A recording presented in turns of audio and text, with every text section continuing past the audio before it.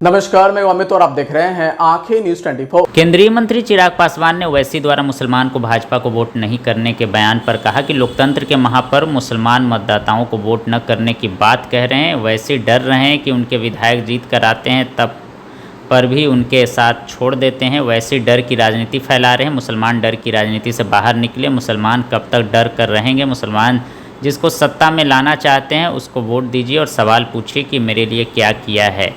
मुसलमानों को अपनी जागीर समझा हुआ है। किस हक से आप बोल रहे हैं कि भाई मुसलमान वोट दे नहीं दे?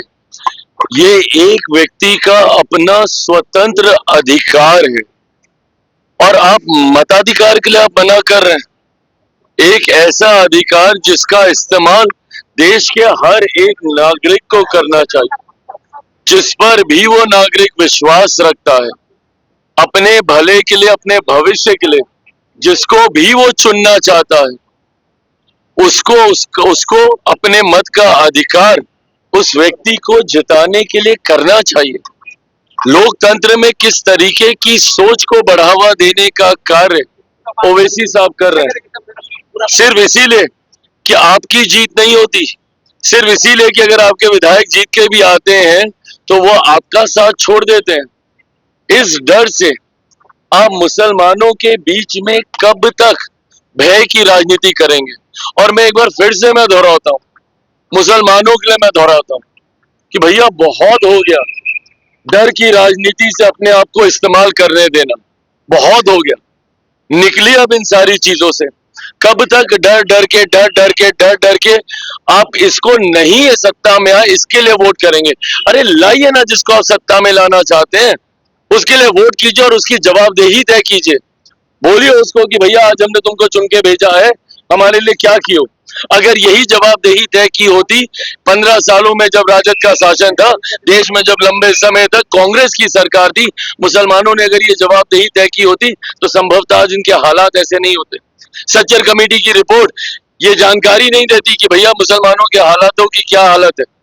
और आज जब हमारी सरकार बिना सोचे हुए वेलफेयर स्कीम हो, गरीब कल्याण की योजनाएं, बिना सोचे हुए हम लोग, बिना जात पात धर्म मजहब में कोई मतभेद रखे हुए, बिना किसी भेद के योजना का लाभ समाज के हर एक वर्ग को देने का हम लोग काम कर रहे हैं। तो ऐसे में किस मुंह से आके ओवैसी साहब बोल रहे हैं कि भैया मत दो वोट? क्या मिल जाएगा अगर वोट नहीं देंगे तो? आज की तारीख में कौन सी ऐसी योजना है जिसका लाभ मुसलमान परिवारों को नहीं मिल रहा?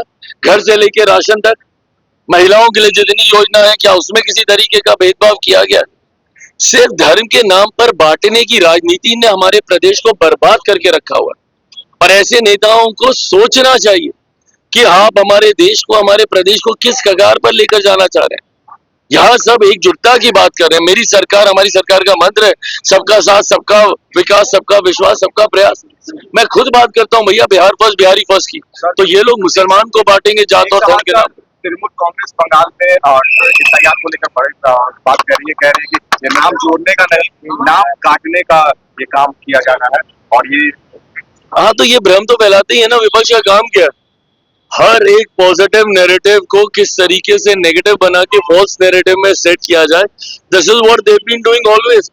सीए जैसा कानून, नागरिकता देने वाले कानून को नागरिकता छीनने वाला कानून बताकर देश भर में इन लोगों ने आगजनी का माहौल बना के रखा। आज मुझे बता दीजिए, सीए के माध्यम से किसकी नागरिकता छीन ली गई? एक ऐसे देशों को से आए हुए शरणार्थियों को नागरिकता देने का कानून था जहां पे बहुसंख्यक ही मुसलमान है। उसके बावजूद देश भर में इन लोगों ने आगजनी का माहौल बना के रखा। लोकसभा के वक्त बोलते थे भैया कि संविधान की हत्या हो जाएगी, लोकतंत्र की हत्या हो जाएगी, आरक्षण समाप्त कर दिया जाएगा अगर तीसरी बार मोदी चुनकर आए। चुनकर आ गए, 1.25 साल से ज्यादा हो गया, किसका आरक्षण छीन लिया गया? कहाँ का लोकतंत्र खत्म कर दिया गया? बिहार में भाई क्यों राहुल जी गायब है? आज 2 महीने के बाद क्यों वो दर्शन दे रहे हैं? क्योंकि उनको पता है कि एसआईआर का मुद्दा जमीन पर नहीं उतरा, कोई इसका असर नहीं पड़ा। अगर ऐसा होता तो हो अल्लाह मचता कि नहीं मचता? नागरिक खुद यहाँ पर आकर चिंता जाहिर करते कि नहीं करते कि भैया हमारा नाम कट गया, हमारा नाम कट गया। तो जब बिहार जैसे राज्य में नहीं हुआ, बंगाल में फिर अब यही ममता बनर्जी जी नैरेटिव सेट करने का प्रयास कर रही है। होना जाना कुछ नहीं है, पूरे देश में एसआईआर होगा और सुनिश्चित किया जाएगा कि सबसे बड़े अधिकार मताधिकार का कोई दुरुपयोग न हो। सर एक बड़ा बाबूलाल मरांडी सर मुख्यमंत्री झारखंड के उन्होंने बड़ा बात किया, मुसलमान वोट नहीं देते हैं बीजेपी को। मैंने चुनाव लड़ा, मैंने इन चीजों को देखा, तो वैसी जो बात कह रहे हैं मुसलमान वोट नहीं देते हैं बीजेपी को, बाबूलाल मरांडी ने कहा। भाई मुसलमान किसको वोट देता है नहीं देता है चिंता ये नहीं है, पर जब ओवैसी जी कहते हैं कि मुसलमान वोट ना करे, चिंता इस बात की है हम लोग ईमानदार प्रयास कर रहे हैं और हम करते रहे, सबको साथ लेकर चलने की सोच हमारी है तो हम करें। और भैया मैं तो खुद उस परिवार से आपको मुसलमानों के आप लोगों ने अपनी पार्टी को समाप्त करने का काम किया, तो भले कोई मुझे वोट करे नहीं करे, पर ऐसा नहीं है कि मैं उनके लिए काम नहीं करूंगा। देश की एक बड़ी आबादी है, ऐसे में उनको इग्नोर करके मेरी सरकार ना चल सकती है, ना हम लोग चलना चाहने की सोच रखते हैं। पर जो लोग धर्म के नाम पर हम लोगों के भीतर भ्रम फैलाने का काम करते हैं। आंखें जो आपका चैनल है उसके लिए और उसके दर्शकों के लिए 2 लाइन की हम शुभकामनाएं अपने ढंग से देते हैं। आप सब में मिठास घुल जाए बांसुरी और बीन की तरह, और लोग आपको भी प्यार करने लगे वैक्सीन की तरह। हंसते रहें, मुस्कुराते रहें और देखते रहें आंखें न्यूज 24। अगर आपने अभी तक हमारे चैनल को सब्सक्राइब नहीं किया है तो हमारे चैनल को जल्द से जल्द सब्सक्राइब करें, लाइक करें, शेयर करें। राजधानी पटना में कई वर्षों से शिक्षा में उत्कृष्ट योगदान दे रहा है Lohia Nagar Mount Carmel High School Kankarbagh Patna, जहां नर्सरी से कक्षा 12वीं तक की होती है पढ़ाई। 10वीं और 12वीं बोर्ड परीक्षा में 100% अंक का रिकॉर्ड। एक ऐसा स्कूल जहां पठन पाठन के साथ साथ बच्चों के संपूर्ण विकास का रखा जाता है ख्याल। खेलकूद, सांस्कृतिक गतिविधि, मैथ ओलंपियाड, साइंस ओलंपियाड और बहुत कुछ। आज ही कराए नामांकन की प्रक्रिया जारी है। संपर्क करें DS/16 Gayatri Mandir Road, Housing Board Colony East, Indira Nagar, Kankarbagh, Lohia Nagar, Patna. हमारा पिन कोड है 800020। पटना में कई वर्षों से शिक्षा में अहम योगदान दे रहा है Gyansthali high school Alamganj Patna city, जहां 10वीं और 12वीं की बोर्ड परीक्षाओं में 100% अंक प्राप्त कर रहे हैं बच्चे।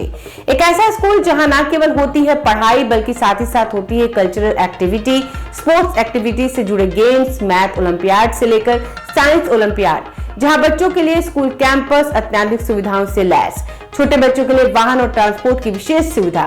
तो देर किस बात की, आज ही कराएं अपना नामांकन Gyansthali high school Alamganj Patna city में, जहां नामांकन की प्रक्रिया जारी है। संपर्क करें पुलिस चौकी Alamganj main road near Alamganj थाना, पटना, बिहार 800007।